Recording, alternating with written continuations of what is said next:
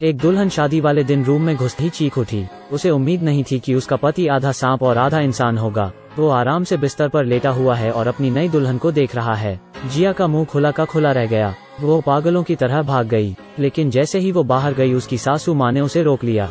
वो उसे जाने देने के लिए भीख मांगने लगी, लेकिन उसकी सास उसे जाने नहीं दे रही है। उसने कहा कि उसे खरीदा गया है। सास और ससुर ने मिलकर उसे उस कमरे में वापस धकेल दिया और वहाँ का दरवाजा भी बंद कर दिया। जिया हताश हो गई है और वो रो रो कर सो गई। इस समय एक सांप दानव फिर से बाहर निकल आया। वो अपनी पूंछ से जिया को सहला रहा है। जागने के बाद जिया चीखती चिल्लाती रही। जिया की चीख सुनकर सर्प दानव और अधिक उत्साहित हो गया। सांप दानव वही खड़ा रहा और उसे देखता रहा है। जिया ने सांप दानव को चूहे दानी से मारा। अनजाने में वो एक छोटे कमरे में घुस गई। उसे एक लोहे की छड़ मिली और उसने खिड़की खोलने की कोशिश की, लेकिन वहाँ से निकलना मुश्किल है। लेकिन सांप दानव अभी भी पीछा कर रहा है। जिया काफी मुश्किलों के बाद वहाँ से भाग गई और जाकर एक आदमी से टकरा गई।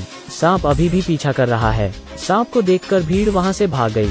बस 2 गांव वाले उससे लड़ने की कोशिश करते हैं, लेकिन सांप दानव ने उसे वहीं मार डाला। सांप दानव को भगाने के लिए गांव वाले ने एक मशाल उठाई। अगली सुबह जिया अचानक से ही डर गई। वो थोड़ी सी बात में बस डर गई थी। दूसरी तरफ उसकी सास एक डब्बा लेकर सांप दानव के पास गई। उसने उसके टूटे हुए दिल को दिलासा दिया, लेकिन सांप दानव 40 साल से अकेला है। वो गुस्सा हो जाता है, तभी डब्बे में से एक चूहा बाहर आता है। वो उस छोटे चूहे को उठा लिया। ठीक उसी समय जिया के सास और ससुर बात कर रहे हैं कि वो लोग एक नई दुल्हन खरीद लाएंगे, लेकिन तभी किसी ने दरवाजा खटखटाया। उन्होंने दरवाजा खोला और देखा कि बाहर जिया खड़ी है। वो दोनों ये देखकर दंग रह गए। उसने कहा कि वो फिर से नहीं भागेगी। वो देर रात दूध का बर्तन लेकर जा रही है। उसने चुपचाप से उसमें एक द्रव्य मिलाया। उसने दूध को सांप के बिल के पास रख दिया। सर्प दानव बाहर आया और जल्द ही सारा दूध पी लिया। उसने पीछे मुड़कर जिया को देखा। वो जब गुस्से से जिया की तरफ आगे बढ़ता है, अचानक उसके शरीर से एक चमकदार रोशनी बाहर आती है। वो कुछ ही समय में गिर जाता है। जिया मुस्कुराई और दरवाजा खोला।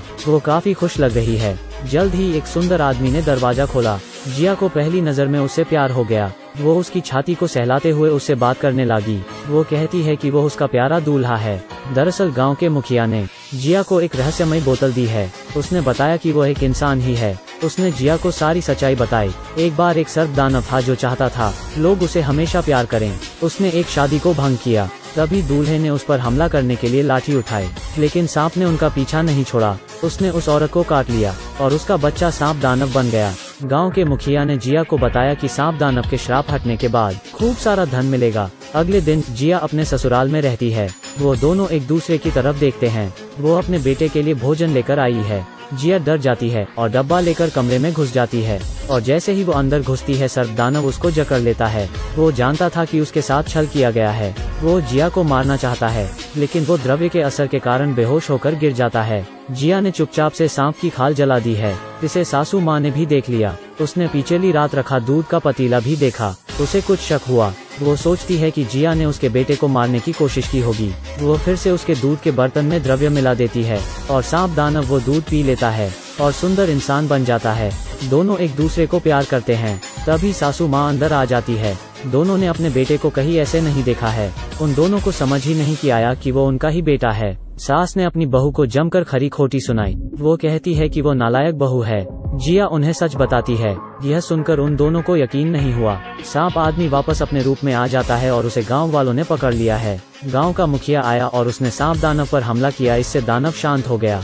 उसने ग्रामीणों को विदा किया। उसने उसके पिता को बताया कि आज पूर्णिमा की रात है। उसके पास एक उपाय है जिससे वो सर्प दानव को श्राप से पूरी तरह छुटकारा दिला सकता है। परिवार रात तक इंतजार करता है। जल्द ही चंद्रमा पूर्ण होने वाला है। उन्होंने नाक को नीचे रख दिया। मुखिया ने उसे एक रहस्यमय द्रव्य खिलाया। मंत्र की ध्वनि के साथ सर्प दानव जाग जाता है, लेकिन सर्प दानव जो अभी अभी उठा गुस्से की स्थिति में है, वो काफी भूखा है। उसे शांत नहीं कर सकते। सर्प दानव के शरीर में से अजीब सी रोशनी बाहर आती है। उसने जिया को काट लिया। सर्प दानव जमीन पर गिर गया और जिया बेहोश हो गई। उसके पति को श्राप से छुटकारा मिला, लेकिन सांप के काटने के वजह से जिया अब सांप दानव बन चुकी है।